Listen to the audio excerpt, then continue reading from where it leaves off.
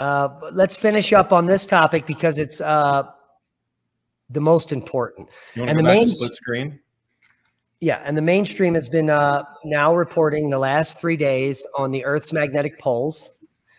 There are many sources. This is NBC News around July 4th. The Earth's magnetic poles aren't about to flip. That's what they're saying. Now, this is all based on a paper. And let me bring up the paper. Wait, let me stop with that last sentence there, because you know me, I do that. A new study determined that weakness in the geomagnetic field over the South Atlantic will probably fade away. Based on what and what past cycles that they could say it would fade away at this point as well, based on past cycles that they've mapped out that could show a fade away during this time. Why are they so confident? I mean, I want to see the prior data that would lead to the conclusion that this time will fade away. But that's the way I think, man, you know?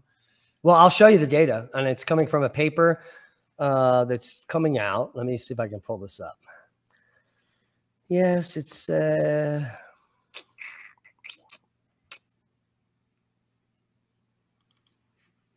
it is. I got just a message here from William, a guy I know that is in New Zealand, and he's also an Aussie, but he lives in New Zealand. Says fruit growers face years of recovery, Sydney floods. So everywhere you look, I mean, it takes years to recover your agriculture. It's not like a minute thing here. They're talking about years. So then what happens in Australia when their fruits are gone, their grains are limited, and we're in World War III. We don't have time. So this is a really good expose on the fact we don't have time. We're out of time. We're truly out of time. All of the things are collapsing together now, and that's why we're now having this podcast. Now, this paper shows, and it reveals everything that you asked for. It shows the magnetic dipole rapidly dropping here. And the paper is an obfuscation from the truth, like all mainstream garbage papers that are coming out. So give us the truth, you know, explain that to me. I want to see those charts. Listen, if you read the paper, it says that this has happened a dozen times in the last million years. And it says that the last magnetic reversal was 750,000 years ago. And this doesn't make sense. It probably won't be a magnetic reversal. It's just a magnetic reduction like every other time. They never use the word magnetic excursion. They never explain mass extinction, the last one that just happened during the Younger Dryas during a magnetic excursion. They don't explain that every magnetic excursion at this scale causes a mass extinction in the paleontological record. All 12 of them prior to the last geomagnetic reversal. They don't explain it in this paper. They just say that there won't be a magnetic reversal and everything's fine, which is where we're going with science. And I think that so let me ask you a question then. You know, how far do the poles need to migrate toward each other before we get to this point where jet streams and cloud cells start bunching on each other, affecting more crop production? It's just like 10, that 15 leads more into exactly what you're talking about. There's an not excursion. We're about 20% away, maybe 10 not years. Not a full reversal, but enough to really like completely reset civilization, not even society. Yeah, in 10 years, if we still keep dropping down that ramp, and let's just bring that back up there. This is the dipole moment. So back here, the maps up there with the blue globe. Can you make that one a little bit larger? The one with the red on the bottom there. We can see that anomaly below Brazil and South America there on the going out in the Atlantic Ocean. What do you want to? Which one? The bottom graph? No, the top one with the that says A and B with the global, where you get dark blue and then the dark reds down at the bottom there. This one? Southern, yeah, right. Yeah, so this is what's showing you. Can you scale that up so we can make it bigger on the screen? Yeah, absolutely. Thank you. Tell me when you like it. Yeah, right. Okay, keep it going a little bigger. Yeah. Oh, that's the best we can do. That's good. Let's do that. And if we could see what the text is at the bottom to explain some of the observations there. So this is the field intensity, where blue would be in the negative nanotesla and red would be in the positive nanotesla. And you can see here that this is a very bad graph. It doesn't really show anything. It shows field intensity, which almost nobody looks at, but it shows the fact that, look at this blue here in A. This is the most important. Do you see how dark blue and how huge this is? This South American anomaly, which is now be off the chart, David. You see how it's below 30 nanotesla in the dark? This is what they're claiming is going to shrink, and we're all going to be saved, that region. Well, what happens if it goes to zero? That's no magnetic field. No, there's no evidence that that field, that area is going to shrink because it's been growing. They're just saying, based on looking at the last 10,000 years, when areas like this grow, they shrink again. And I'll agree with that because everything is a cycle. The paper is so useless as scientific information because it was created and funded using the paradigm that we're living in, which is climate catastrophe.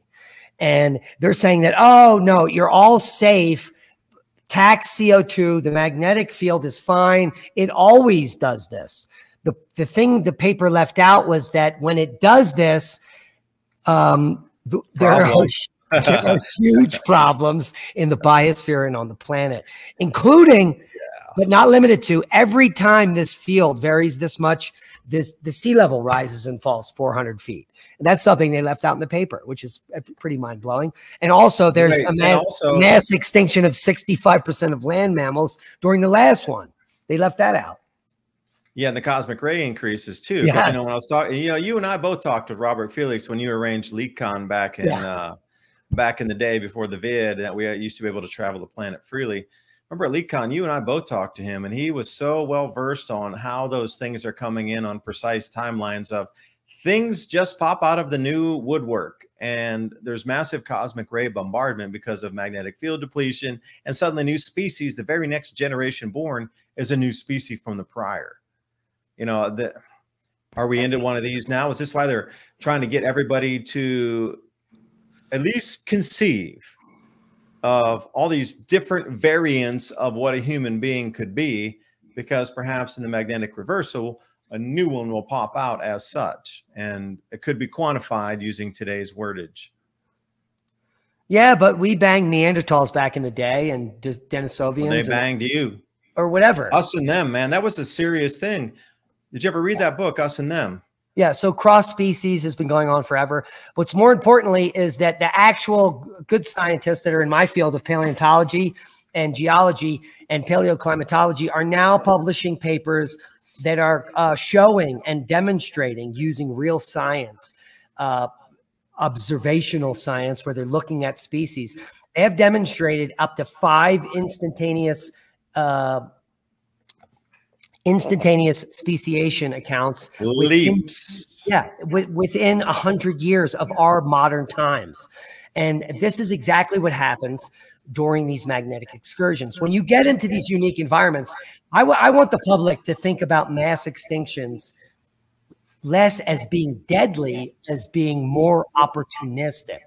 The only creatures that die during these mass extinctions are the weak ones that can't make it in the new realm. So it's not a bad thing. We thought it was a bad thing. Why would you want to make it into the new realm, which you're not really suited for? That seems stupid. I wouldn't want to live in a world that I'm not suited for. The world I'm living in now, I'm completely suited for. I can go wild harvest. I can go fish. I can go hunt. No, you're not. No, you're not. You just still need to wear clothing. You were a cloned being. I mean, look at that. You're so unprepared for the natural environment if you don't have clothing. I mean, look at all the other animals. You talked about hunting elk earlier. No, only because of where I live geographically. We need clothing and things. Why? Only where I am living geographically, which I put myself in. I drove myself here. Is why I need clothes. If I moved to the equator, I would never need clothes. And if I didn't need clothes, I could see you running in the forest with banana leaves. No, but if I lived there for an extended period of time, I think that I would develop skin that was thicker or skin that was darker and more hair. I would be more suited to that realm. This skin is not suited to the equator. Only a small portion of my body has equatorial genes, which is why if I do go in the sun, I don't burn because I have some of those genetics. But the world has been changing so dramatically in geologic timeframes that the human species hasn't been able to keep up because we are rapidly expanding around the world based on our ability to move. Most species can't move like we do. And we've started to move around the world about, in my opinion, about 100,000 years ago using ships. And we got ahead of ourselves. Because every 26,000 years, there's a catastrophe. Every 6,000 years in that realm, there's a small catastrophe. And we just don't have the opportunity to evolve in time. And the next one's coming. And I moved thousands of miles here. Most people wouldn't be able to do that in a natural environment. The Clovis expansion took 8,000 years, if that is even true. The Solutrean expansion took 8,000 years. It takes... and multiply that by 3. It's 24,000 generations to get to where you are. So, and each time we get wiped out by a mass extinction. So I think that there's something to be said about the reset cycle that we're now in. And maybe it's new. What do you think about that idea?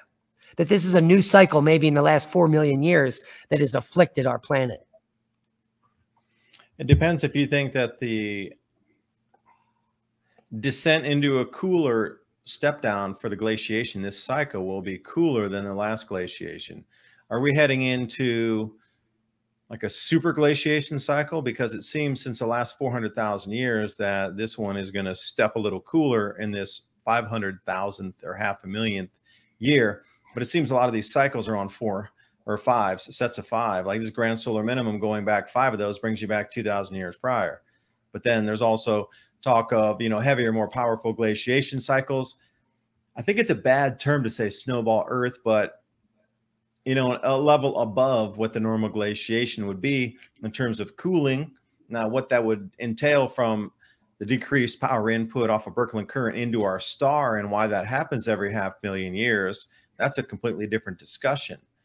But as it looks now, what would be the repercussions for civilization if we step down more quickly than this sort of gradual drop off that we've seen over the last several hundred years, even the last 3,000 years? Yeah, I don't think to 100,000. Geologically speaking, it's not gradual. And if we just go into the recent past and we just do a cycle analysis of the last several 26,000 year cycles. Yeah. And the 4 of those is a 1 glaciation cycle. See, that's what we're getting. Like they mapped it out. 4 of those is 1 glaciation cycle. If we go back 26,000 years, we are at the peak of the Wisconsinian glaciation. And now we're there. Are we at the peak of any glaciation? No. So unless the entry into, for sure, somewhere along the line. 26,000 years ago was the peak of the Wisconsinian glaciation. This is based on proxy data. So if we're at the same point now, why aren't we at the peak of the next glaciation? It's either that in 500 years we will be, it's that quick, or something's wrong. That's it. There's no other answer. We either don't know the reason or we're wrong. Or space is expanding and we're moving out into a different area of space with a different energetic medium in it that will cause something different to happen. Because, you know, you showed me that chart, Diamond, one time where we were looking back like 85 million years and it was pretty steady and it was flat and then it started to drop off. And then we get to where we are now in terms of, you know, obliquity and glaciation and cycles of cooling. Yeah, but those obliquity and glaciation cycles have been very strong and very consistent for 4 million years. Yeah, so then we're in a variant now. So where are we going from here? The only people that claim we're in a variant are the global warmists, that we're in the Anthropocene. So if you think we're in a new variant, then you have to come up with a new name, or else you believe what the global warmists believe, that humans are affecting the climate and that we're not going to go into the next glacial cycle, which I don't believe at all. For sure. Yeah, I believe the latter that I proposed about 3 minutes ago, that the whole process takes just a few hundred years. And if you look at the Danskard-Oeschger cycles, and I'm about to do I've been preparing about a week on a podcast over. Can I see your, what do you have there? Let me see the screen again. I don't have anything, but the only thing on the screen is moi. All right. Yeah, can you go through a couple more of the charts there? Let me look at those. Can you show me those? Yeah, well, let me get back to the Danskard-Oeschger cycles. Yeah, that's exactly right. The DO, right? What they show is a little bit more rapid shift. And we're going to look at them. Let's see if we can get this image. Just let me open this image and see if it comes up. So what you're referring to is the DO cycle. Yeah, this actually shows it here in the paper, which is kind of good. If I can just get this up here. All right, let's just blow this up and see. Can you see that the graph to the left? Yes. How about this graph right here? There, yeah, 1,300-year periodicity. You need to bring it down a sliver there. Back in. It's just at the top of the frame there. Can you bring it down a little bit? Yeah. How about this? Let's see what that Figure looks 5. like. Yeah, that's perfect. This is great. The way you had it was perfect. You can see over here the Dansgaard Erskine signals. They're about 1,000 years, 1,048 or whatever, but sometimes they express and they don't. But when they do, they're almost geologically instantaneous. You can see here, this is only thousands of years. So we're looking at just, this is present right here where we are. And then you can see the last 7, 8, 9,000 years. Now, this is what happened. So do you see how sometimes they get washed out? Here we can go from 1,000 and we'll go all the way back just before 0 AD to about 400 BC. There was only one big cycle in those 2,000 years because the one Dansgaard Erskine cycle got washed out for some reason because of some other climatic effect. So they don't always express every 1,000 years, but every 2,000 or 3,000 years, there's a big one. And in those big cycles, every 2,000 or 3,000 years, there's a climatic effect in a massive scale where temperatures can drop 5 to 15 degrees C in just a few decades.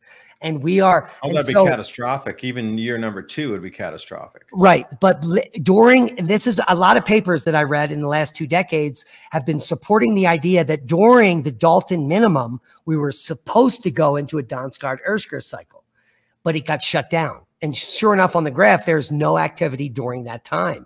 And it got shut down and got held there. And so this is the next opportunity for the big shift that we're living in. This cycle, this is the Bond cycle, the 1,000-year cycle, the Dansgaard Erskine cycle, the grand solar minimum cycle, the magnetic reversal cycle, all at the same time. So what happens on this point is bad news in the next 500 years. The good news is that we will all die before the bad news. So let's say in the next 10 years, the field shifts and weather goes crazy and cosmic rays flux. We're all going to die of cancer and our hair is going to fall out. And then our future generation will evolve. We're never going to live to see the maximum glaciation that may occur in just 500 years, in my opinion. And that's based on— look at that longitude on the east quadrant there, that B chart. What's that looking at there with the red star? I see. Is that the longitude of— This is, if you look to the right, the highest or the most cooling took place, because you're looking at 60 degrees east. No, the position, that's the position of the pole. So look to the right in the map. Yeah, that's a goodie right there too. That pole position is really good one. Because pole position as it relates to the Dansgaard Erskine cycle, the magnetic twitch, and the position of the pole, and what's happened for the last 8,000 years, which you can clearly see that the pole has been at the North Pole for 8,000 years, but now the blue line is showing it's moving away. That's bad news. It's not staying at the North Pole anymore. It's moving towards Siberia. That's the blue line. So that breakaway point is 1906 from the cluster at black, or 1859 if you like to think of the Carrington event as the breakoff point, which is a little earlier, more like at that squiggly twitch in the black line before the blue line. But what it shows is that our pole has been constant for the entire Holocene at the North Pole, and now it's moving. The magnetic pole, not the rotational pole, because a lot of people that are new to this game have no idea there's multiple poles. The rotational pole is always at the north, tilted 23 degrees, the planet spins on. This is the magnetic dipole, completely different. Yeah, then what's causing the magnetic change that's affecting our Earth's magnetic field? Well, it was supposedly kicked off by the Carrington event. So the Carrington event caused the shift. So if a major solar flare causes the core to shift its rotation or super rotation, I just put a video out on how the core doesn't rotate the same speed as the surface of the planet. It actually slows down, reverses, and goes forward again. It's a 6-year cycle. And that's what's causing the time of day to get slower, or the planet to increase rotation, however you want to look at it. Very confusing to the layman because there's so many dynamics going on. The Earth is actually spinning faster by the core slowing down or spinning faster. It's antithetical, but it has to do with inertia and momentum. But right, but then where does that transfer up to what we consider the mantle and then the top layer of the crust? It doesn't matter. It doesn't matter at what happens on the planet. The point, if you're looking for the answer for the magnetic excursion, it's from the sun. The sun triggered it. The sun made it happen. And the sun is now going to control the narrative. This has nothing to do with our Earth. Our Earth is no, but what's powering our so stars? I'm trying to take a next step out. Okay, then Yeah. what's that influence on our star that's creating this inner, you know, this planet or the solar system effects that are happening on every planet? We're going out, go to our star and then a step back going that way. What powers that? And all stars and every star in every solar system in our galaxy is powered by the center of the galaxy, just like our planet is powered by the center of our planet. So every circular spinning region has a power source. Our star, the Birkeland current at the Z pinch, is powered by the center of the galaxy. Now, whatever is powering Sagittarius A in the center of the galaxy is powering our sun. And another thing that's come into light in mainstream media in the last few years is what's happening in the center of the galaxy. They say there's a black hole there. Then they said that there's 7 plasmoids. Now there's a neutron star. I mean, it's a fairy tale. In the last 3 years, we've had 100 stories of what's going on there. But whatever's going on there is powering our sun. The Hunab Ku, as referenced by the Mayans. Yeah. I think it's like a dynamo, like the same thing that's happening in the center of the planet, whatever that plasmoid is that's spinning. It doesn't spin always the same time. It's like, wow. Yeah, right. Wow. Yeah. Wow. Same thing happening. Cycle. On the same thing's happening at the center of the universe. Right, but it would all be the same if the center of the universe is itself, but you bring it out to the galactic core that also vibrate in that same frequency, higher, lower pattern, and then as it came out into our regional area, the spiral arm where we sit right here with our star, that would also be influenced by just our local galaxy following that same pattern. That's how maybe all the ancient societies knew that this time was the time of transition. Well, actually, we look at things in such a black and white. What about, you know, uses of different substances to take them to different dimensions, to visit with different beings that knew far more on dimensional realms about this planet and cycles within our solar system and the actual galaxy and stars close to us? Like the Dogon, they just were hanging out there and they figured it out now. No, someone told their cycles have been, I'm saying, millions and millions and millions of years of far older than our timelines are. Someone definitely told the Dogon what was going on. In my opinion, 20 plus million years would be a better timeline for humanity than how many did we have? 400,000. To acquire this type of knowledge, even know that those cycles, you're talking millions of years. This is all modern myth bullshit. The 400,000 people and all that modern bullshit. Yeah. If you look at the archaeological record just in the Delaware River Valley on the East Coast, what'd you find? What's known there that's completely out of sync with? If you go back into the 1970s and 80s archaeological assessments, where the Delaware and Perkiomen River came together in Pennsylvania, there were estimated 4 million natives were living there, Delaware Indians, just at that confluence. That's insane. That's 30 miles outside of Philadelphia in the countryside. 4 million people living there. Then you can say that there was hundreds of millions of people in the Americas based on that simple number. 4 million people at a confluence of a creek and a river, because there are 20 other rivers and creeks that are bigger than that on the East Coast. So if we just multiply that by 20, we get 80 million natives on the East Coast. As a low estimate, this is for 1,000 years ago. That's crazy. Can I tell you a personal story about my land here? Please do it. Where the house is here, in front of the house used to be a massive Cherokee village out here, about maybe 800 residents or so. But then if you go a few miles, they had a full city of it. What you're talking about, 40,000 people at a place called Chota, C-H-O-T-A. Now, modern historians would say maybe 20,000 years or 20,000 people. But the Cherokee are talking about 40,000. So then you get this, you know, it's a split. Okay, Cherokee, actually people who live there and built those villages that are now flooded across the TVA projects said they're up to 40,000 people living here. But the modern historians, oh no, 20, and they just kind of came in, they were just trade routing. So sometimes when there's a massive festival, there'll be a lot of people there. That's kind of that's the way they left it. And if you look at Ice House Bottom, that place had been inhabited since the last, what you considered Younger Dryas era, along the Little Tennessee River. There's a lot of these archaeological sites that are out here, but the reason I tell you that is if you look back in the maps and say 1780, 1760 from here, and there's a lot of local maps in this area, there was a Cherokee village right in front and on our property. And consider like what you rolling lowlands. But when you go up about 200 vertical feet, they terraced and stepped the hill up there. We got 7 or 8 different terraces of Cherokee village in a step fashion. And I was like, whoa, I think looks like they terraced the mountain itself. You know, yeah, well, how many?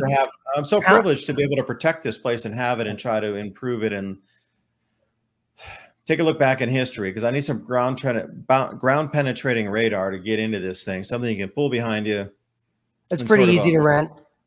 Yeah, close fashion, because it's not that massive. But if there's something further down in the rock layer behind, foundations are still all up there. Like nobody. No, the point is that how many build other stuff. The full. How many miles from your house is this village?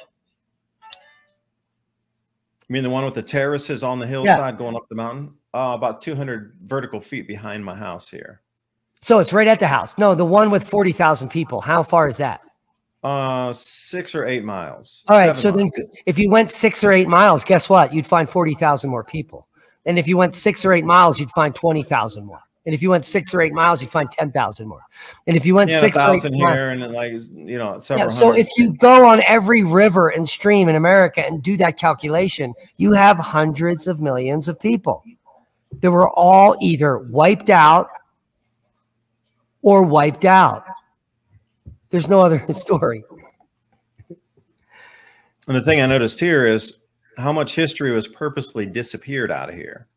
All of it. Because when you go down the river there is what I would consider, it's kind of hard to explain. There's very cleanly like star points across the river in some area.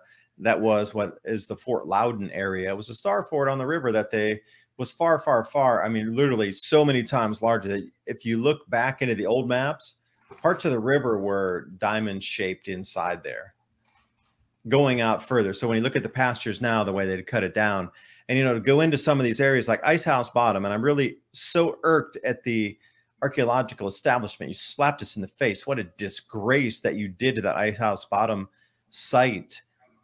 It was one of the longest inhabited sites in Eastern America, all in the U.S., the entire eastern coast. This was one of the most longest continuously inhabited sites, and they put it underwater in the 1970s. Like, really, the people that came out of the caves after the last bombardments in the Younger Dryas era resettled down in this very area. And you follow the river a few miles and you come into these massive villages from the Cherokee. Like, there's seriously disappeared parts of our history. And the down-numbering of everything that were settlements here. And the purposeful putting it underwater was so sickening. Because I'm really into that. And now we need to take a boat out there and try to drop some radar down and look in. A friend of mine has a boat, and we get on there and try to find things. You can't dive there. You're not allowed to dive there. You need special permission. Yeah, exactly. Right there. That's one of the pyramidal hills that you would see coming back on the river. You know, they flooded this area massive. Wait a minute. Let's just give people context. Some of these areas this is like a pyramid. Pyramids than that. This is a pyramid at Fort Loudon. And if you don't think this is a pyramid, then you don't know what a pyramid is. This is a pyramid. There are exactly. There's all this stuff there's all these relics, finds, and even hold on a second. You can see the level that was found here. You can see the level up here. This is like a first step pyramid and a second step. And there was a stone, a very famous stone that was found here with unknown writings. Bat stone. Look up the bat stone on there. Oh, that was in the same area, just right under this, what you showed me there. And when you're coming in off the lake, if you're on a boat out and you're out late and you come in, that looks very much more on that side, on the right side where it slopes down. If you're facing that, there's no way you cannot see that it's a pyramidal structure. Now, you're not allowed to go there anymore. You can't take your own ground penetrating radar and run around there. That's off limits. So what you're showing me there is off limits now. They put fences all around that. You can't go there anymore. Yeah, there's no used to be able to, but now that it's all fenced off, it's TVA land, can't do that. I can't find any image for the bat stone underneath of Fort Loudon. Yeah, Bat Creek Stone. I'm sorry, BAT Creek Stone. Bat Creek Stone. Bat Creek Stone? Okay. Yeah, and there's Fort Loudon. Okay, Yeah. well, that's only the tiniest. If you go onto Google Earth and you go to Fort Loudon, and then you look over to the right across the river, Oh, you're going to start to see a massive piece that bends in with a point as well. That was part of that structure, a waterway through it on the other side of the river, you know, some hundreds and hundreds of meters up there. And meters like 300 or 3 feet to a minute. I'm still stuck living overseas. 3 feet to a meter. So you're talking like, you know, 1,000, 1,200 feet up the river there, then you, or 900 feet, and you're still seeing, like you see that very sharp point on that. I've done a couple of videos on all of what I am talking about. If any of you want to watch that, go back into the playlist at Adapt2030. Look for Cherokee villages, Star Forts, and I did a series of videos on what I'm telling you about here. But there are places that have been inhabited far longer than we know, and they've taken away on purpose an enormous amount of the archaeological digs and evidence that would have shown this. There's the Bat Creek Stone. Now, a little bit about where you're talking about, where it comes down on the vertical side right there. A little bit about the Bat Creek Stone before you get started. This is actually from Exodus. And so this would be evidence of the Israelites in America way earlier than thought. Now, this is not unique. There's also a representation of the 10 Commandments out here in my area, south of me in New Mexico. But there are other dozens of examples of stones with this ancient type of, it's a pseudo-Phoenician, maybe proto-Phoenician. In this case, it's about, this is actually from the Bible, Exodus. So what do you know? It's supposedly an unknown language, can't be translated, found by accident, right under the same exact area that you showed with those flat-sided hills. And I really go out on a limb here. Coming back from a boat, and where you have everything was flooded here. So what they do is they put dams in front of what would be valleys, and they put anywhere from, you know, 5 to 50, a couple hundred feet of water under everything. So where it terminates down at the water surface, that's not where it terminates. It terminates down under the water, where they made a lake out of it by flooding everything with dams. That Bat Creek Stone was found at the bottom of the lake before they flooded it. And if you follow those contours down, and when you come back in from a boat, if you can't see that, I am sorry, you are so blind. It is such a perfect shape of what we would consider the quintessential pyramid on a vertical face, coming down with that shape.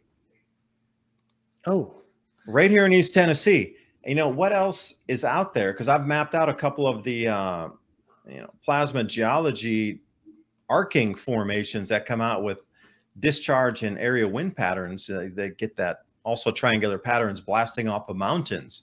I did a full video on that, talking about the Judicula stone visible from North Carolina, looking back at this area that was sculpted out. And you know what's really interesting is right in Chota, at the very, very, very, very, very tippiest little end where that plasma discharge, where it did those ridges that come up, their village was at the very end. There was not another single ridge past them. At the very end, where all that plasma had ionized wind and pushed that up to those, you know, conical and those vertical formations that you look as scales, if you will, for a better term. The last one was where their village was. That is so interesting. And I encourage you to look at Judicula stone in North Carolina, because they were standing in North Carolina looking up at this discharge over Tennessee, and where that pattern ran, where that last electrical flaring came out, was where their village was placed at Chota, where they had that massive amount of people and all the trade routes through the mountains too. Now, so according to the, asked to pull up the Judicula stone, that's J-U-D-A. Let's finish with the Bat Creek stone here. In the late 19th century, the tablet was found by Cyrus Thomas, the director for mound excavations, and he concluded the inscription presented letters from the Cherokee alphabet.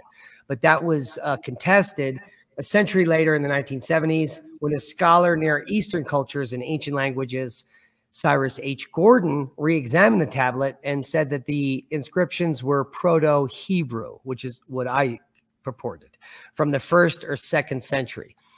Although the consensus among archaeologists is that the tablet is a hoax, some individuals have argued the ancient Hebrew text on the stone supports pre-Columbian transoceanic contact theories. Now, that is the reason why they say it's a hoax, and the only reason.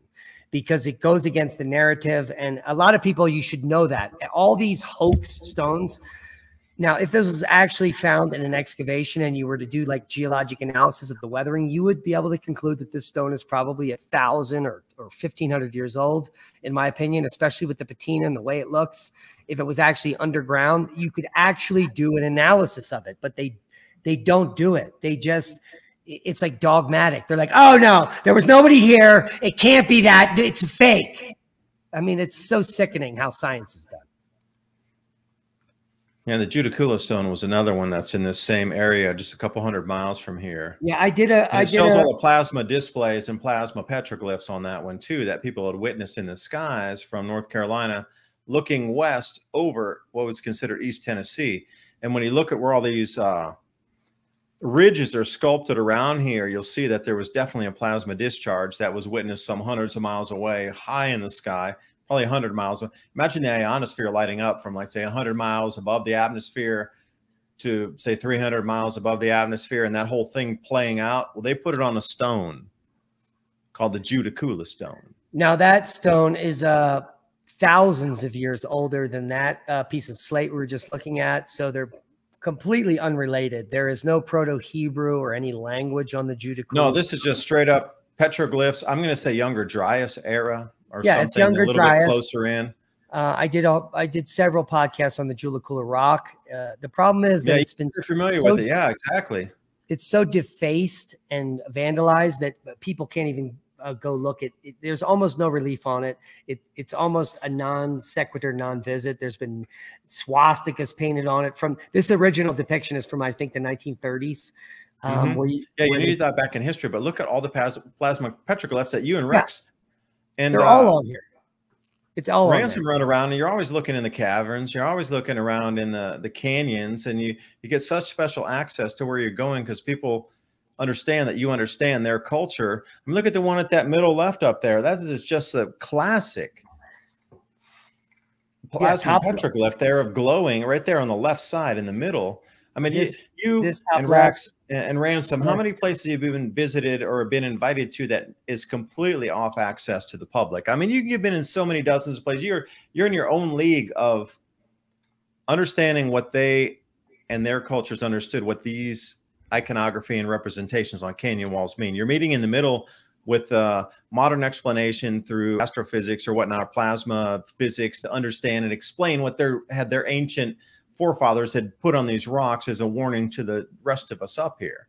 And when you're in that kind of league and you can explain some of these things, you get invited to different places. Like, you're seeing stuff that we've never, ever, ever, ever seen before. Well, they didn't have you and Rex and Ransom running around there. You're in a different league about these kind of, how many of you, and the reason I say that is, how many of these have you seen before where you're at on Colorado or New Mexico or wherever it is that you're seeing with the exact same representation there? That's what's mind-blowing. Every single feature. Every single one almost. Yeah. The only difference is that these are connected with lots of lines. Now, there could be good reason for that. The viewing here of these events might have been better. So, because it's so many hundreds or thousands of miles to the east, it's unknown why there's these lines connecting everything. They may be connecting everything because it was all happening in the same place in the heavens. And that's what they were trying to say. There was some kind of a network of connections up in the sky. I don't know, but I've never seen anything or patterns like this connected by all these lines. That is the only unique feature from the Judicula rock from all other areas. But also it's like they only have this one rock to work on. Where, like, out here in the West, there's whole cliffs where they can do a whole array for hundreds of meters. Maybe this was like such a special rock to do the art on. They put it all here. I don't know. I don't have a better explanation. Do you have any other insights? Yeah, I do. Because where they were standing at that rock, they were looking west over East Tennessee where that plasma discharge came down. And I followed it down. I started to look for those specific patterns in the Smoky Mountains and the Cherahela National Forest and the Cherokee National Forest all the way through North Carolina and East Tennessee here. There's a specific pattern. When that blast pattern came through, those ionic winds pushed things right or left, but they left them in a diamond pattern along ridges where the discharge was.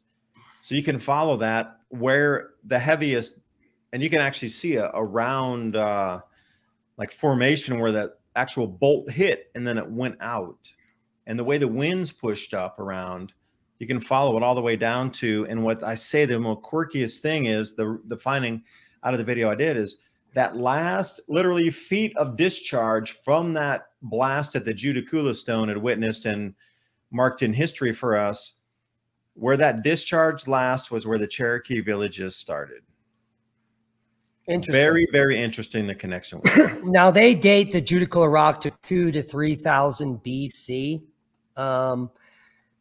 I don't know if that I could agree with them. I would agree with their dating, yes, because it's so wet in the east that this probably wouldn't exist if it's from the Younger Dryas. But unless they were caretakers.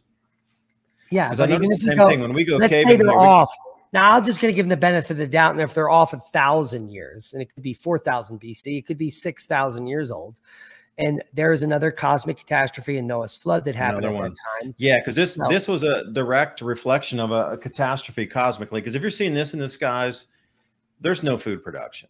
No, and we'll just keep it super simple. You see that? There's no food grown that year. Yeah. Okay. And so in modern times, the most recent event like this would be the Charlemagne event at 774 AD.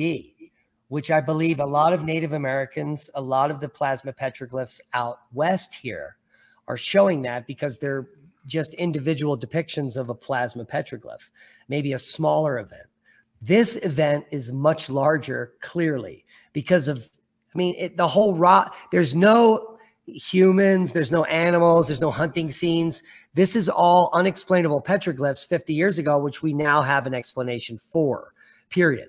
The glyphs on the top left were created in a lab by Anthony Peratt, and they're all over the West. They're in Australia. They're all over the world.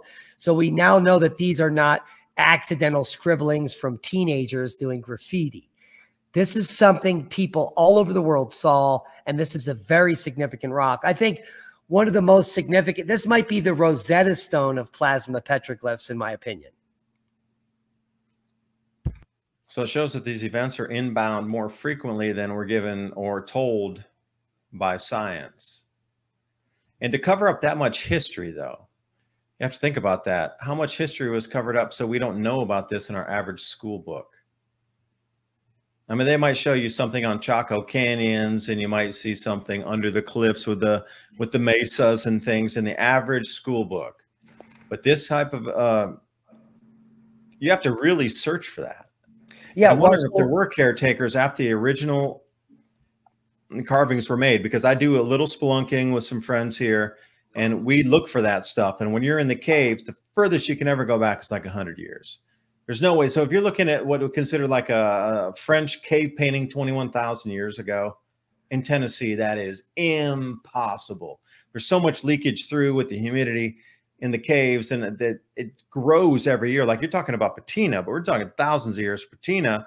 That what's growing off the caves in Tennessee and the inside is that it just gets wet, and it covers everything. Decades, a century or two, and everything that was scribbled in there is going to be covered. Well, if you start digging on the cave floor, the water running down the walls in a super moist environment. If you start sifting the cave floor, I guarantee you'll find Clovis points. I used to do it in Pennsylvania all the time. And the only occupations I found in caves in Pennsylvania were Clovis. I didn't find modern Indians. Modern Indians that lived 1,000, 2,000, 3,000 years ago on the East Coast, the Delaware Indians, the Shawnee, those groups in Pennsylvania, they didn't live in caves. The only thing I ever found in caves, now these are private caves that I was allowed to go in and allowed to excavate, I would find Clovis points, 13,000-year-old points.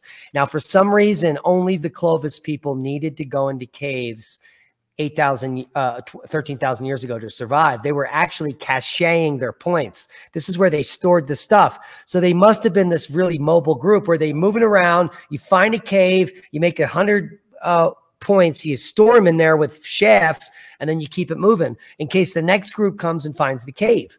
And so the Clovis, the whole Clovis idea is amazing. Now, the reason you don't find modern points in caves is because these modern cultures were not around during a cosmic catastrophe. So the people that made these carvings here in Kentucky, these people were a completely different group, in my opinion. And these are the same people that made the pyramids in Cahokia. These are the unexplained East Coast Indians, where if you talk to the cultures out here in the West, they never would go cross the Mississippi River. There was a group of people over there that they were not the same as them, so they didn't associate with them. And I think that the mound builders were, in fact, a completely different race. Those were the giants. The mound builders, the East Coast artists, even though their art and their petroglyphs are similar to the West Coast, they're different. And it's because it's a different group of people witnessing the same thing. And these are the mound builders that potentially made the artifact that we just showed a little earlier. I don't remember, the Bat Cave Rock. Could I ask you a question though? Yeah. So you're talking about Clovis, and you know they're stashing things around. So there must have been a large enough a group of people heading in advance after the past cataclysm that sent them on that journey. But before you go any further, not only are there Cahokia stashes of actual usable spear tips in places, in the central continent and the West, they found these things called ceremonial Clovis caches. These are completely mind-blowing, where you have 100 or like 50 or 100 points that are wrapped up or in one region, like they were stored in this hole, but they're at a scale of 10 times the normal size. They're 10 times thinner, made of perfectly clear quartz, as if it was an encyclopedia on how to make the projectile point. There's no way you could use it to hunt with, but you could pick it up and look at it, and there's no way you could replicate it. But it's a perfect example of the giant Clovis technology, 10 times bigger than the actual point, that were stored in these caches all over the West. There's been over 100 examples of this found, and almost nobody knows about this. This is the first encyclopedia to ever exist, where they made large-scale versions of these impossible to replicate projectile points that we still can't replicate today in a scale 10 times bigger. And people and scientists are baffled. I mean, it's that stupid. They just found bigger stones back then. Man, all the quartz has been harvested now. You can never find a stone that big. That's the explanation. Yeah. We overhunted the animals and they got dumber because there was not enough protein in their brains. Yeah, what was that ratio of animals to humans some 6,000 years ago? Can you believe that scientists at university actually believed, and for 10 years we're getting funding to write papers to say that the Clovis people exterminated the megafauna on the earth. That's why there was a mass extinction during the Inner Dryas 12,900 years ago. When we have the proxy data, shows the temperatures change up and down 25 fucking degrees C. They said that it was the white man that did it, or the native man, or the man. Okay, it's I'll your play devil's fault. advocate. These people hunted everything because they ate it like McDonald's. Please. Well, there should have been such a vast, massive, unbelievable, giant society to do that. Well, where's the evidence for it? Yeah, bingo. Yeah, that's a big mess. Now, the problem is that if you actually look at the archaeological sites where I live, I am in the epicenter of the Clovis culture. If you just go in a 100-mile radius around me, there's over 20 mammoth hunting sites where they can demonstrate that there was at least 1,000 or more people processing animals at one time. So there's so many bones in a pile that's so high, you would need 1,000 butchers to be butchering these animals before they went rancid. Now, that's great that they made that calculation, but there's no refrigerators and stuff. So what the hell are 1,000 people doing with this butchered meat? Are they just all eating it right there? No. What are they doing? That's like a whole step they left out of the paper. What are they doing with it? What are they processing it for? Do they have a Walmart that they're putting the mammoth meat in? I mean, this is the dumbest stuff about archaeology. When you actually look at the papers and you're like, how come they didn't finish the story? Okay, I have a mammoth site. They're processing thousands of mammoths a month here. Took 1,000 natives. And the conclusion is none. Why would anyone be doing that? What do you think? History has been rewritten many, many times. You know, what we have is a glimpse of history now, how it started, and we went from steam into burning coal. Now we need gasoline, and wow, we have electric, so now we can have electric vehicles. I mean, that's such a tiny fraction of history. And how manipulated is that to get you to believe in a certain agenda that there's only one or two possible choices for propulsion of or energy input into industries? Yeah. That's how gargantuan the lie is this time, that you can't use the magnetic field of the planet. Can't use magnets. 4,000 years ago. Can't use anything. They were how flying. all-encompassing is the lie for 200 years. Now go back another, 12,000 or 8,000, what 5,000, and then what has changed since that? I mean, if they've done this much history changing in 200 years, what did the last 8,000 get changed as? Yeah. Now it's pretty clear that the Clovis culture was massive, and that it was all completely wiped out from the desert Southwest here. The deserts, the canyon lands, Bryce Canyon, Zion, you can come out here and all witness the complete removal of about 4 or 5 miles of stratigraphic record. If you go to Indiana, it's all there. If you come out here, it's all gone, and it's much lower. So there has been some type of landscape lowering here that's really unexplainable. They say there's desertification out here, but when you come out here, what is revealed is that the material is missing. It's gone, but it hasn't been deposited anywhere. As a geologist, when you see material missing, you need to find a delta, you need to see a plane, you want to see where it goes. And just like the Colorado River, if the Colorado River eroded the Grand Canyon, then that sediment has to be in the Gulf of Mexico. And it is not, because the Gulf of Mexico would have been filled up 10 times, and it is still 13,000 feet deep. So there is a huge problem between the current geology, the current knowledge, and the visible, what you can go look at. And Randall Carlson has done a great job. So give me an explanation. Where to go? It got vaporized. When you have a plasma discharge, you take material and it goes into nothing. It becomes ionized, it becomes gas. And then it goes up into the atmosphere and gets deposited as either a lava or gets incorporated into the atmosphere. So when you've heard it. If you take a blazer and you blast something, it goes away. It's not there anymore. So you don't have, it's a tool in the geologist's toolbox that doesn't exist. If there is 3 erosional things, we can have air, wind, or water. Why can't we also have plasma? Because we watch lightning strikes form and they blow a hole in the ground. Where did that material grow? It went into the atmosphere. It's not there anymore. What's replaced is a recrystallized core called the fulgurite, but the central material is missing.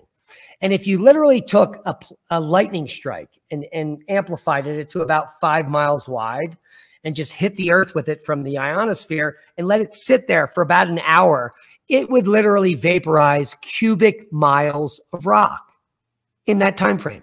And it would be sputtering them, because I don't know if you've ever welded. If you weld from the outside of the weld, you get a sputter.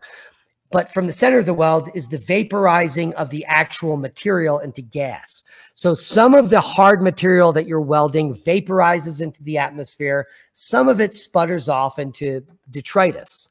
When you do the same thing with a rock, the same thing happens. Most of it would vaporize. Some of it would get deposited as a pure material on the top, as a lava, a black basaltic crust.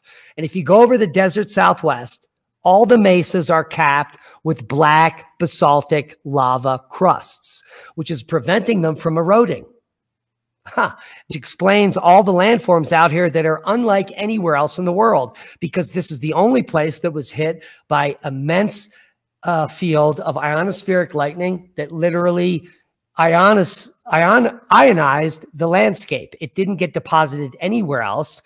The Grand Canyon was formed by a single arc of electricity moving up into that canyon and maintaining there for about a week, and then it stopped.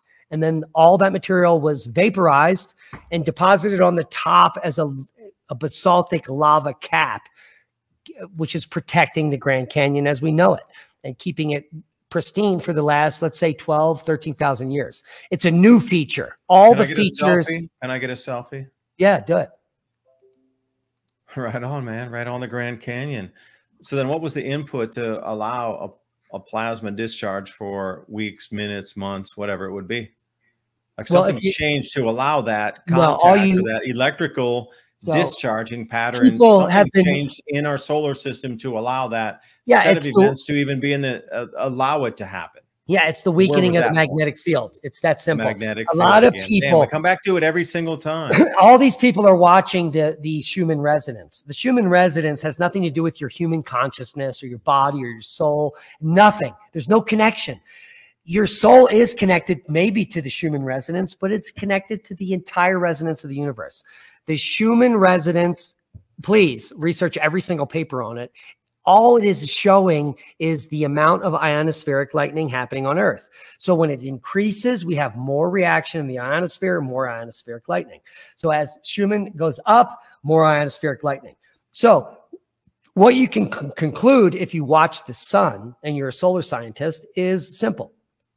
When the sun shoots off a geomagnetic storm and I say there's going to be KP7 on Thursday, I bet you all the people that are all balancing crystals on their nipples about the Schumann resonance saw a spike on Thursday. And sure enough, if you go look at it all, geomagnetic storms, solar weather is exactly what controls the Schumann resonance. When you see lots of sprite activity because it's low level, let's say we have an aurora storm, we're going to get KP4, it's low level, there's no aurora. You'll get lots of those red sprites over Europe or over 45 degrees. We've been seeing a huge increase. I mean, you know, I've seen in the last 5 years, the amount of red sprites, there's people's whole careers that are photographers now that are red sprite photographers. They're millionaires. And you know that. And that's because of double-headed eagle with a wafting tail, 8-second display in the sky. Yeah. That's an uptick from like a micro fraction of a second. Yeah, and this is all because of our magnetosphere going. We showed the dipole moment earlier. It's like 30 miles lower now. It's straight down, right? So can you imagine in 5 years where that's going to be? Red sprites are going to be normal in about a decade, and so at some point we get to a point where ionospheric lightning is not red sprites; it's lightning that's coming from the ionosphere, coming all the way down to the surface. So instead of seeing ground to surface lightning increase and red sprites increase, they will connect into one lightning bolt from space to the surface. And if there is enough time or a big enough discharge from the sun to keep that bolt moving, let's say we've seen geomagnetic storms at KP7 or 8 for 6 to 9 hours, that's how long the bolt will last. So you would see an ionospheric lightning bolt come from the red sprite through the atmosphere to the surface at like a KP9 event during a weak magnetic field. And 10 years from now, that would be an ionic lightning bolt that lasted for 9 hours and just goes, and when it goes around the surface, it gives you the dendritic effects. So all those dendritic fingers, that's where the dendritic erosion patterns come from, these plasma discharges, from the sustained pulse coming straight down and then the arcs coming out as fingers eroding the canyons. Bryce Canyon, Parowan Gap, these are all from the same plasma discharge. Bryce, Zion, Parowan Gap, all the same plasma discharge. And you can then go from all those places to one central discharge point, which is, it's Goss's, they call it Goss's Bluff. I don't know what they call it, but it is currently geologically termed a salt dome, but it's simply a lightning bolt strike. It's a fulgurite where all of the sedimentary rock has been altered around it, consistent with high temperature, but they say it's a salt dome. It's complete nonsense. But that's just a general understanding for the people listening. Yeah, the crystals that you were talking about, if you infuse the energy and then lay those next to a plant, could you increase your yield with an increased input into how you can think and infuse the crystal with a higher KP index? Because, you know, they keep seeing all these like KP40, or sorry, the Schumann resonance going up to the highest ever. You're referencing something like a KP 7000 where you're going to get some of those bolts coming down. But think about that with the Schumann resonance right now. It's super spikes on that where they can't explain it. It's above 40. It's highest ever. Well, if it's an electrified ionosphere and an electrified atmosphere based on changes in the sun, then we should continue to use that as a proxy. So every time you see a giant white spike on that Schumann resonance graph that you can see, it meant more energy was put into our system here from another source. And again, I keep coming back to it. How can you harness that? Like if the KP is going that high where you can get ionospheric charge, why are we not experimenting with that to try to pull power in and generate electricity? Because it's free. It's kindergartenish why they're not even looking at this thing. Because it would destroy the oil and gas industry. Times 10 easier. Come on. Dude, all you'd need is an antenna on your house and a battery bank. And anytime this thing shifted, you'd power up your source. It's because it's free. This will never happen. In this current paradigm, free energy will never occur. Free energy from the atmosphere is never going to happen. The money funders need to end. We need to end this paradigm. And I am so hopeful that we may soon be ending it because of the universe. I mean, thank God. All right, let's finish up. For you, if you develop your, I'll come out on a caveat here. If you produce your own, but it's not for commercial production, but if you're able to do something with magnetic levitated flywheels, or use gravitational vortex power and Schauberger vortex principles, or use some Tesla devices with magnets placed at say 36.5 degrees off the tilt, and then using a 1% re-input to break that magnetic bond, and then you're able to smooth out your electrical load on that. It's not for commercial production. You can use it for yourselves for this transition, so you make sure you're not grid down. And if you could connect to satellites, and I'm not a fan of Starlink, but terrestrial grid goes down, you're producing your own power with whatever source it is, water, plasma, or magnetics, and then you're able to connect to the Starlink system. You're still going to be pretty good and connected into everything.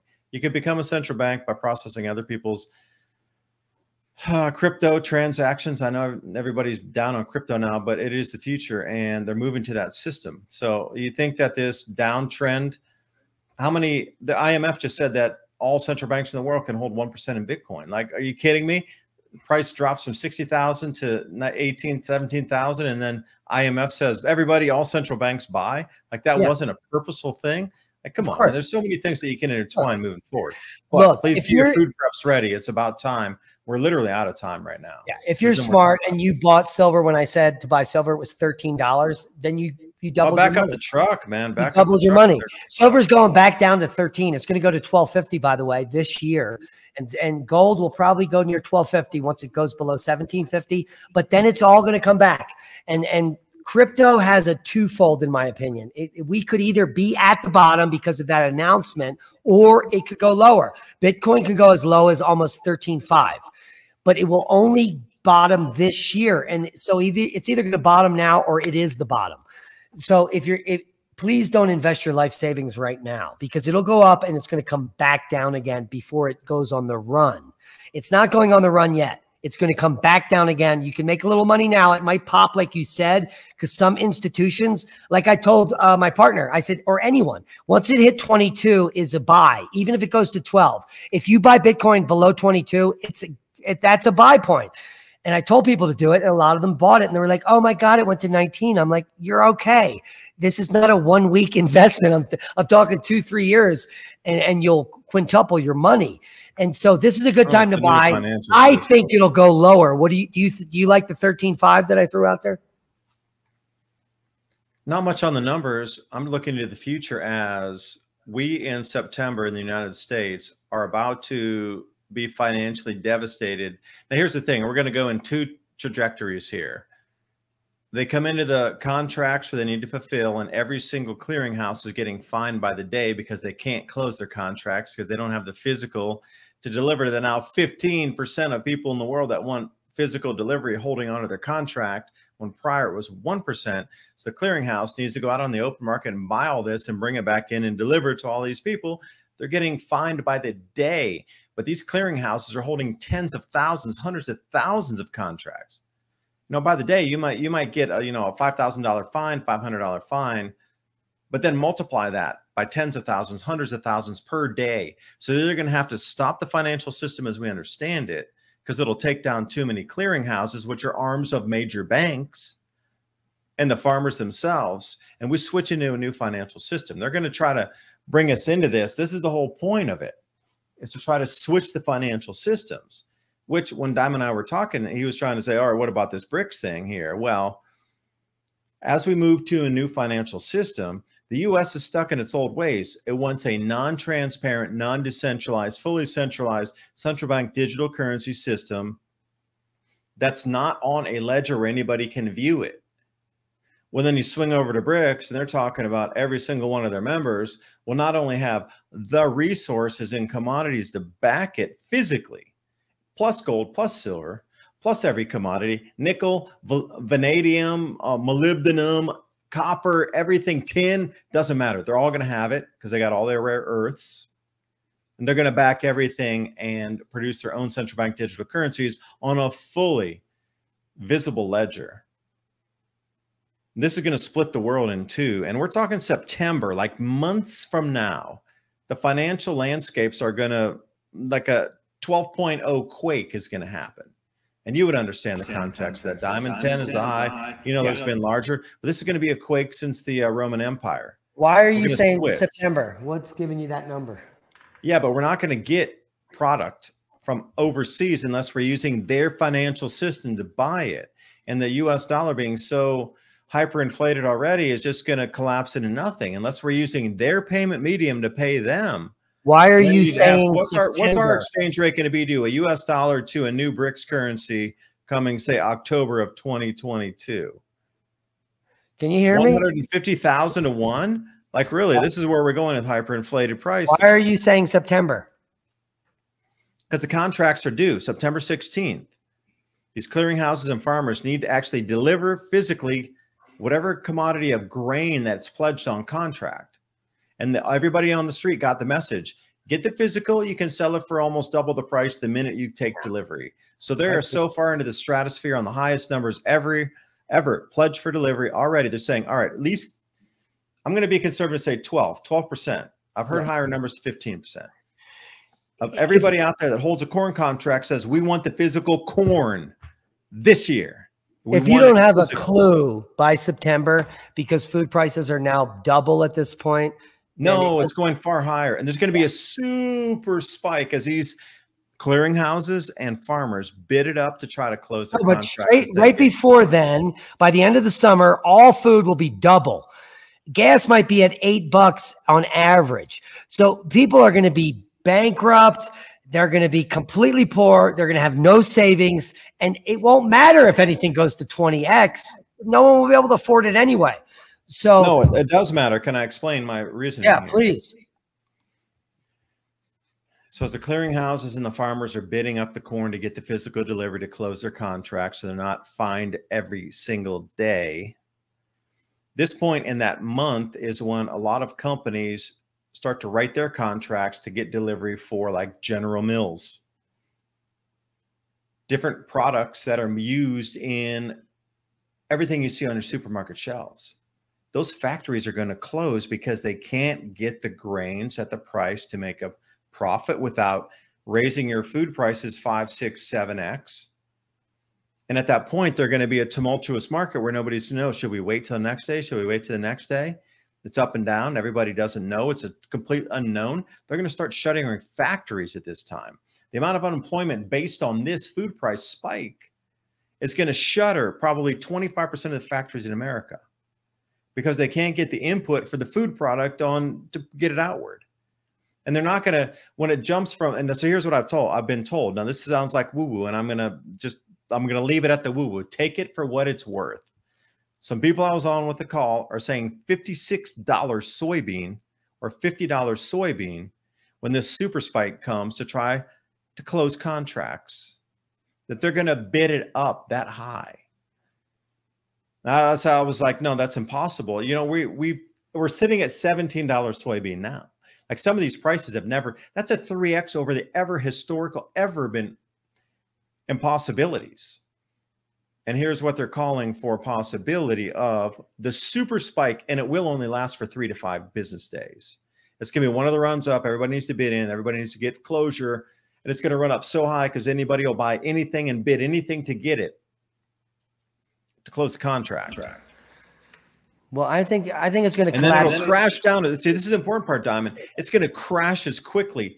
So as fast as it runs up in 1 to 2 days, it's going to crash back down that fast or even lower 2 days after that. So this super massive spike that you think, whoa, it's going to rise to the moon, is going to be literally a micro fraction of trading history. It's going to be one of those vertical and you won't even see the difference in the day 2, day 3, day 4. It's going to be up 2 days, down 2 days. But that reverberation, the markets are going to have to do two things. Either say, yes, we can give your physical, or no, the futures market as you know exists right now does not exist anymore. And Humpty Dumpty never come back. No, You're going to have to cash settle everything. And that just means that if you as a person, a company, a trader wants to get the physical, you're never able to get it again. And that changes the context of what business is for raw product input for your factory to make a product to then put onto the shareholders to get value and loop it around. You know, it's broken from that point. And I really think that's why that's the end of the financial system then. Yeah. I had this revelation today when I went in to get these trash bags that I use regularly. It's the standard white plastic kitchen trash bag. These are coming from manufacturers that are well established. I know this. So when you get a product that's commodity that they're making in billions, like toilet paper or trash bags, they're coming from the same manufacturer or manufacturer systems. When these prices go from, they used to be on sale for $8.99 for 140 of the drawstring bags. Now they're $14.95. The regular price now is $15.99. That's a 60% increase in 1 year. This is going to continue to increase because of the supply and demand chain is being purposely harmed. Now we're talking about food commodities. The same thing I see happening in all the grains. Even in the center of the market, the crappy food, potato chips. If you go in the chip aisle, your mind will be blown in Colorado. The average bag of chips is $3 to $5. We used to get 2 bags of chips for $5 on sale. You can only get 1. So as we go further into the summer, I see it being most people priced out of food they're buying. And I've seen it already this year. We went from 50 chip companies. Now there's only 10. In the supermarket. Soon there'll be 5, then there'll be 1, and then there'll be like that commercial where Taco Bell owns everything, and there'll only be one choice, and it'll be $8 a bag for potato chips, and no one will buy it except the richest people. People are going to be priced out of normal shopping, in my opinion, by the end of the year. They're just not going to be doing it. And let's say, like, if it goes from 100% of shoppers right now, and we reduce that just to 50% of shoppers, all of the major retailers are going to bankrupt. Kroger works on, it's one of the biggest markets in all the West here. And the people got mad at them because they made $1 billion in profits last year. They're working on an 8% margin. They sell so much stuff and they waste so much stuff. They make 8% and they still make $1 billion. If you change that 20%, they are screwed. So they're going to have to raise their prices so high, so quick, no one will buy it. And then if no one goes to Kroger, they make no money. And then all the employees, we're talking there's hundreds of thousands of employees just at these supermarkets. We're talking about the death of employment. We're talking about the death of commerce. We're talking about the death of food and security. We're talking about the death of products, period. The death of the empire. And this could be coming soon. The same thing that happened. No, September is your soon. Yeah. That early. That's what I'm saying. That early. And it's rapidly rolling out. And I don't think people get it. Well, I hope those that are listening tonight do that. Your food sovereignty and realize that centralized systems. So if your takeaway from everything we talked about tonight, centralized systems are going to break down. You're going to have to be way more self-sufficient, working with communities, families, people around you, whatever, neighbors, to move through this. Like, it's not an impossibility. We talked about time frames from millions of years to the last 400,000 years, maximum glaciation. I mean, full on species wipe out, glaciers way down to like the 20-degree parallel, all the way back to where we sit now, where things are very lush in comparison to the last 400,000 years, 90,000 years, we're in ice. Can you imagine the tumultuous conditions descending into an ice age? Like, we've survived all of this. All of us have. That's why we're still here after millions of years of all of these trials and tribulations of change of cycles and food production. But if you know this is an inbound problem, would you not prepare for it? Would you not get yourself ready to produce your own food and take care of your own waste and, you know, things that you need to cook food and heat your homes and whatever it is? Like, our AC broke today, or it was broke several days back during the 4th of July, but it was kind of a few tweaks and things on the heat pump. It's super old. I bought this log cabin here. It's a log home. I mean, these things are like 6 inches thick, maybe 7 on these logs here. But still, to put some vented, you know, cooling or heating in the home. I mean, you know, going up to some of these places in, let's say, Cades Cove is an old historical area you can drive through and see all these old log homes. They didn't have central heating like we do today. So they had to try to keep each room warm. So how do you replicate what was in the 1860s in a pioneering lifestyle? This is where we're going. And if you know it, then take to what, you know, Diamond and how I have been talking about here, to some action. You have about 2 months left. Really, when the September 16th corn deliveries come in, it's going to be that week prior to and then the week after. But here's the scariest thing, is that week coming into it, the 16th is a Friday. And if they can't cover, and they're going to collapse the banking system because of the fines and the non-coverage of the farmers and the clearinghouses, they're going to call a banking holiday. So if there's going to be a banking holiday anytime in what we understand is the collapse into the new restructuring, September 16th would be a very possible day for that bank holiday into, well, we can't reopen the banks on Monday because too many contracts are out and they are millions of millions of tons short on what they need to get to keep the markets functioning properly. And I'll leave it with that. We need to grow your own food, get whatever you can, buy extra tools. I'm also going to say, you know, Diamond, here's something, 2023 in the springtime, with everything you and I are talking about, it's going to be so common knowledge. It's going to be a massive, massive run on, like, the shortages on gardening tools. You're not going to be able to find a shovel if your life depended on it. A hoe? How many rounds or how many cans of tuna or how much, whatever ounces of silver will it take to get a shovel, say May of or March of 2023? Well, you'll always be able to get a hoe in Philly. Trust me, I lived there my whole life. But, but on a stronger tip, I have some good news. Gardening, family friendly. This is gardening channel. I know, yeah. After we dropped the F-bomb and talked about world collapse and everything else. Still gardening is family friendly. But look, I think that there's a brighter point. I've been looking at the models, and I believe in cycles, and I'm a paleoclimatologist. I think that the farms without fertilizers are going to do really well this year. I think there's going to be a really good crop.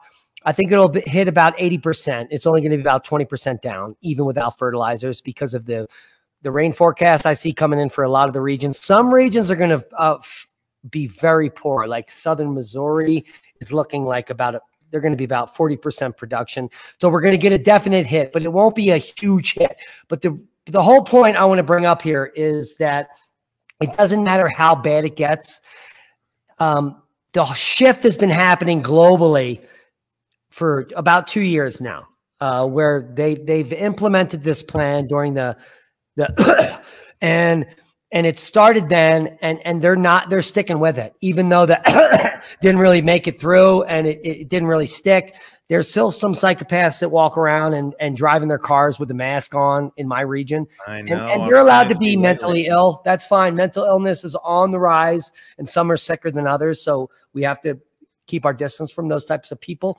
But the beauty is that even if it shifts and we all go poor, the smart people that have been listening to us for years are probably going to bode well. It's the people that are just picking it up now that are going to suffer because they haven't started growing food. They don't even know what we're talking about. They're listening. Some people are listening now and they're like believing us and they're like, oh my God. And they're checking our work and they're like, oh my God, I'm a little late to the program. And they are. But there are other people that aren't late to the program. So don't take advantage of it. Don't get shot when you go onto the people's property because you're hungry. Start early.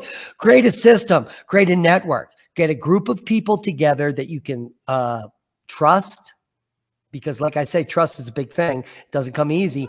And learn how to grow food and fail at what you're doing, because you want to learn how to be successful at growing food. And just like DuByne said, things are becoming scarce. Trust me. Think about this. I just called, you know, those diesel tanks that you put in your farmyard that are on stands? I called the number one. 1,000 gallon, 500 gallon. Well, you can get them as they come in 275, 500 and bigger, but there's a standard dimension. And so I called the main manufacturer, the biggest manufacturer in the US, because I wanted to get some here at the ranch. And I said, look, how can you get them to me and how cheap? And I need them. He said, and we talked a while. I talked actually to the owner of the company. And he's like, I can get you 3 of these for a really low price. They were like, for 500 gallons, $1,300 each. He's quoting me for like 5 of them. Which if you go online to Amazon, you're going to get about $3,000 price on them just for the price of it. If you always go to the manufacturer and talk to the business owner, he's willing to make a deal with you. But then he said, the problem is shipping. He's in St. Louis. He said, look, the shipping is going to be double the price of manufacturer. So he looked into it. To get a couple of them out here is going to cost $6,000 to ship it. It's not that far. It's not from the East Coast to Colorado. It's from the middle to Colorado. You know, it's halfway. Yeah. And it was going to cost him $7,000 to ship me $5,000 worth of product. So $12,000 total to get 5 tanks here. Then you need to look at the cost. Well, then you need to look at the cost ratio of buying your own trailers, because then you could have those. This company, he's savvy and he's like us. He already knows, because when I went to the regular site and I got my quote, it was $1,300 for 1 tank shipped. He said, no, that's a lie. Let me get them all on one flatbed. And when we go out there, it'll be a longer wait time. So I said, okay, what's the wait time? He said 50 weeks. So if I wanted for a cheaper rate where they consolidated the products and put it on one trailer to get it to me cheaper, the 50-week wait time was still more money to ship than the product itself because of gas prices. But there's a 50-week wait time, even if I wanted it now. Let's say I want it now and I'm going to pay full price. You know when it could come here? 50 weeks. That's how many people are buying these diesel tanks. And that's now. So in a year from now, the wait time is going to be 50 years. And I don't think people get that. Because a year ago, the wait time was 5 days. So 5 days a year ago, 50 weeks now, next year, 50 years. I mean, that's the only explanation here. So if you don't have it, get it now. When I saw those trash bags in the supermarket were 50% more, I said, shit, I better buy a bunch of them, because I will never buy them this cheap anytime soon. And that is the truth I want to leave with everyone tonight before we end the video. Final words, Mr. DuByne. Same thing happened with me when we were buying welded wire fence. We wanted to get that 2x3 welded wire and, you know, running 1,500 feet of fence around the front bit of the property here with the orchard. Because at the base of the fence, if you put that in there, you can grow beans and climbing different varieties, Malabar spinach, beans, peas, that sort of thing, to use the fence as your grow. Because a lot of people, they'll take the time to till the soil and then actually put a whole thing in right where it's in the garden, but you're doing the same thing. You're trying to run it up trellis or take it up a fence or a net or something. So to have this whole thing around, we did the same. We wanted to get the full 1,500 feet from one place. And they said the exact same thing. Yeah, if you're going to wait, it's going to take up to 2 months to put it on from their central warehouse to get it on the truck and bring it all the way out as one delivery. But that was free to the store. But then we'd have to go there and then pick it up and then bring it back ourselves. But the same thing, to get that centralized consolidation to bring it up to a place, months, plural. Yeah. And they were like, well, we can buy, you know, 8 50-foot sections here. And then we can go to another place and buy, you know, a couple of those 100-foot sections, and there's a 330-foot section here. We could piece it together. But from where they were talking about, to consolidate these lead times, there's no, get what you can for farming and agriculture now, because as we move forward in the next 60 days, it's not going to be there as it was before. And I'll leave off with a thought here too. Like the US dollar as you know it to buy something, is gone. As this collapse or non-facilitation of grain deliveries hits, that's going to be the excuse that they're going to use to collapse an enormous amount of the market. It could be blamed on bonds. Well, the bonds can't match because the grains aren't there. The grains aren't matching the bonds, whatever, collapse. The dollar value you have now to get anything on Amazon for farming, whether it be saws, drills, like how many drill bits have we broken lately trying to drill things in on a 6x6 post to put up swinging gates, try to hollow it out a little bit, boom, you lost a bit. So we've lost a couple drill bits trying to hollow things out versus the exact size. I mean, there's so many things to think about, but use your money wisely right now to buy anything you need, because the dollar's not going to be worth what it's worth right now. So if you can get anything at today's value, imagine being in a collapsing Austria post-World War I, collapsing Germany post-World War II, and you had literally months to convert your Deutschmarks or whatever it is into usable something product, physical thing in the hand. I'd rather buy this than lose it to hyperinflation. So whatever you get now physical is the last literal chance you have to get it.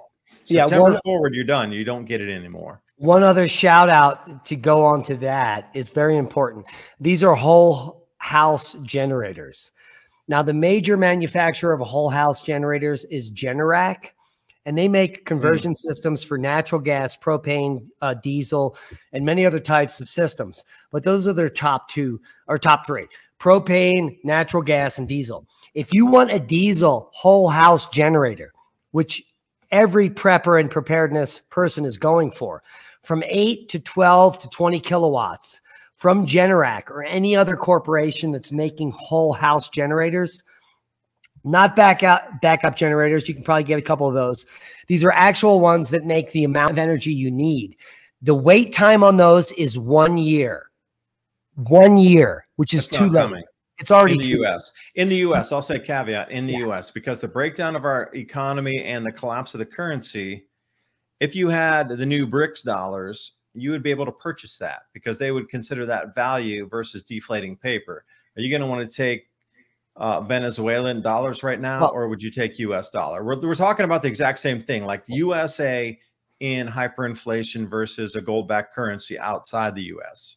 There is a caveat. You can get the natural gas and propane backup generators and whole house generators cheap and installed now. And that's because of the Green New Deal. And they shut down oil and gas they shut down propane and fracking like 5 years ago. So that industry collapsed.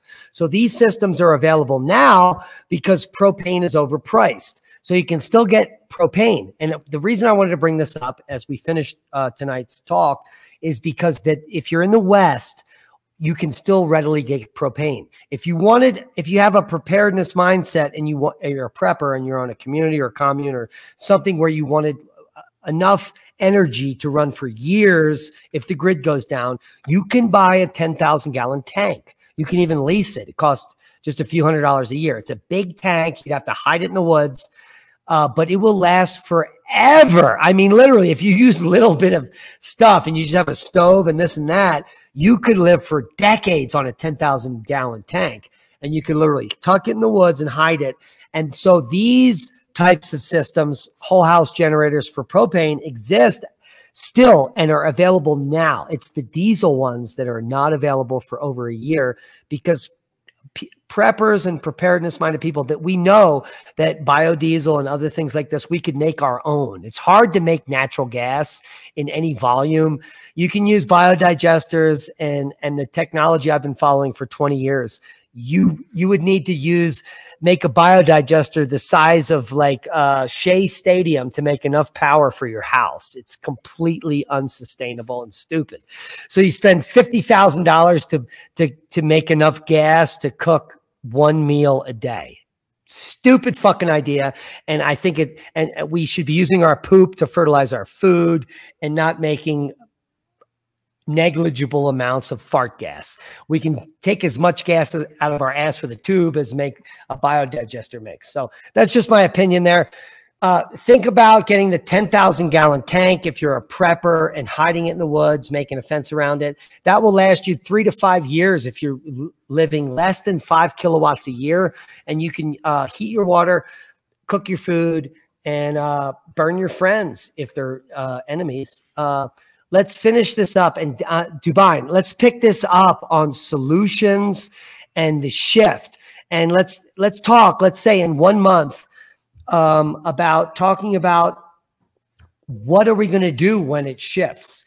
Like, what if we didn't do it right? Let's say we didn't take our 401k and put it into precious metals. If we didn't get on the crypto ban correctly? What if I didn't prep enough hard goods or storage materials? Or, I mean, I don't think rice and beans and bullets are going to be anyone's happy survival.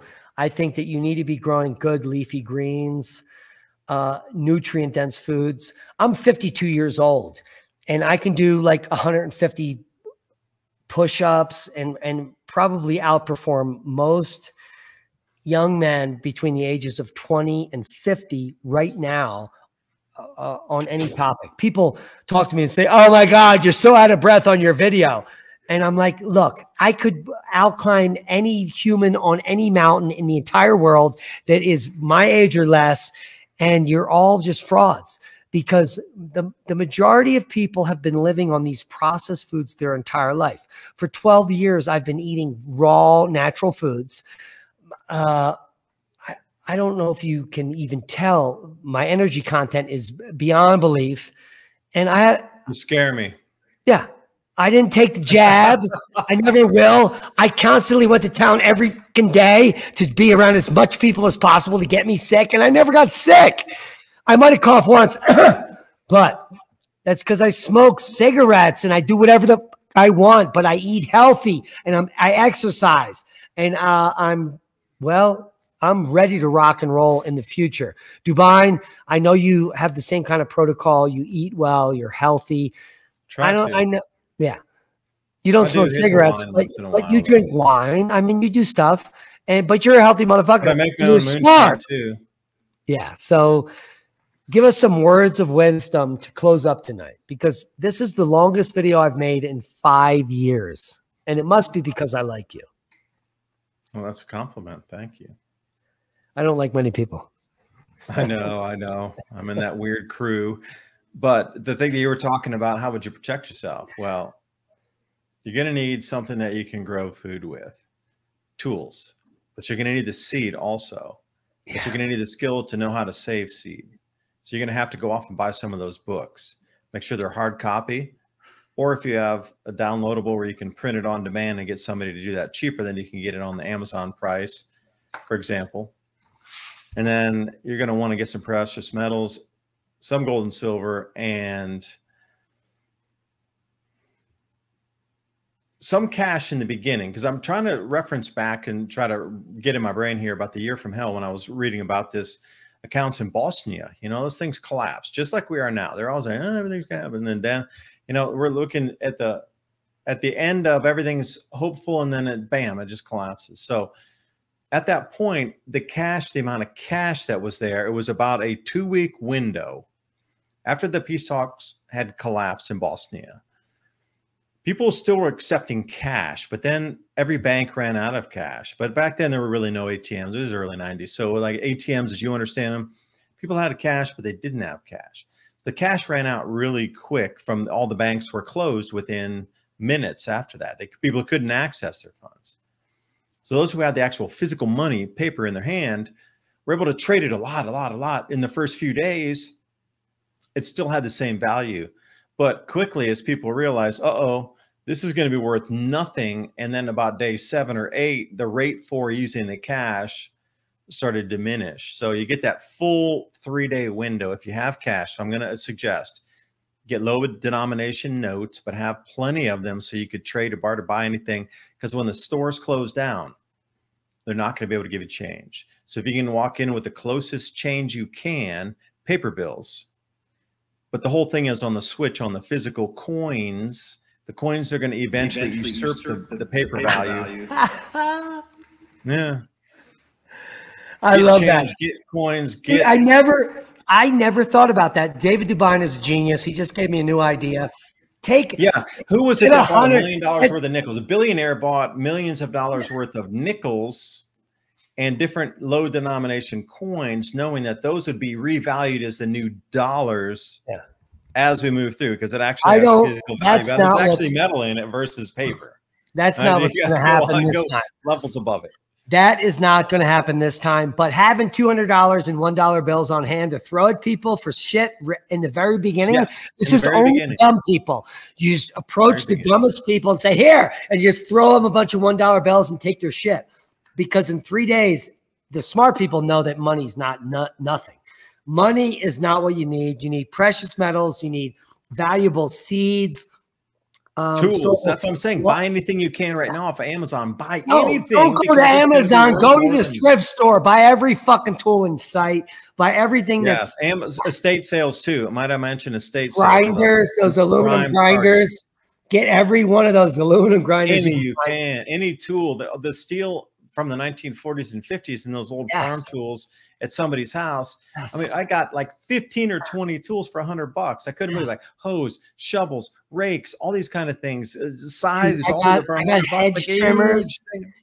Dude, I got hedge trimmers the other day. You know, these from 1950s. Wooden handles.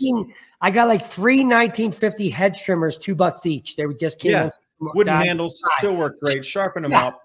Oh, I didn't need to sharpen them. They're better than the ones I got from Fiskars. Some of them need you have to put your money into play into something other than faith in the monetary system. Go to physical commodities, whatever it is. Your faith in the system is going to be, there's going to be so much mental damage during the September, October, November, December. Like these 4 months are going to damage the psyche of all humans on this planet in some way, shape, or form. Well, I know I'm really wondering what the resonance would be going off planet too, because if you believe in frequency and vibration, that the frequency the human would be putting out during this duress time where they've pretty much lost everything, like what kind of resonance is they going to put out across our planet? Are there going to be locusts then feeding on us and feeding on our energies? I don't know, man. That's a little, I'm going to leave it there. All right. Check out David DuByne. His Adapt2030 channel is epic. 160,000 plus. We just hit 80,000 subscribers 5 seconds ago on Oppenheimer Ranch. We got 40,000. Well, congrats, man. That's a huge number. Huge number. I didn't think we'd ever get there. And lucky in the Eastern philosophies. 8 is a very lucky. It looks like the infinity symbol. 8 is always good luck, perpetual luck, auspicious. Yeah, hopefully we stay there forever and continue. Like I've been at 166,000 subscribers for like the last 5 months, even though I've gained 8,000 every month or 7,000 one month in the back door behind. It's 167. Oh, I can't even believe it. It only took me 6 months to go 1,000 subscribers. No, for the last 8 months, views on the video. Nobody ever every subscribed. Time I put up a new video, it says, like, I watch the video count, it's like -2, -3, -8. I'm like, wait a minute, that was the best thing I ever made. Something is afoot on YouTube. Man, YouTube is such a screw tube. The algorithms are screwed, but we love you, David. I see a check mark next to me. I'm all good. I'm good. I got the check mark. How the hell did you get a check mark? You just need to get verified. Just do all the thing. You already got everything you need to get verified. Just like I did that 5 years ago, and I'm not verified. Use my emergency scanner over there. Maybe you can get verified through that. All right, check out what you're going to need for radios, comms. That's an emergency scanner. I got this one here that we use. Like I'm on the farm, and you know, if we're around, it's a far trek up 2, 3, 4 acres up the field somewhere. You're going to need some things like this. These are the families. You don't need a license for this. I mean, that's a scanner. It takes a little bit of you have to know what frequency you're on to get. Yeah, and don't be stupid. It was a CB range, a ham range, whatever. Don't rely on batteries. Get shit that's hand crank. We have multiple, at least 3 hand crank weather radios here. I have hand crank. You need those hand crank. Good one. Yeah, hand crank backups. And always a pleasure talking to you, David. Please subscribe over at Adapt2030. Check him out. He's everywhere on Apple, iTunes. He's got hundreds of podcasts, many Ice Age conversations, as well as anything I'm trying to build else. that. So thank you for mentioning that. I'm trying to build that up now. All right. So tell me, what else do you want to promote? Everybody getting ready right now to go buy seeds and tools. You need that. If you don't, you're not going to survive. You need communities. You need to work with people. You need to know your skill set, their skill sets, to bring food production to the maximum level, because these centralized systems are breaking down. Whether you produce fuels or foods or fertilizer with the leaf compost, doesn't matter. You need to get with your communities and get ready right now. You got months left, literally 60 days or under. Yeah, we concur. So quit your bitching and start your prepping. And those are the words from David DuByne. Hey, I was itching. I was bitten by some mosquitoes or something. Be safe. We love you. And that's boom. Peace. Let's do it. Let's end.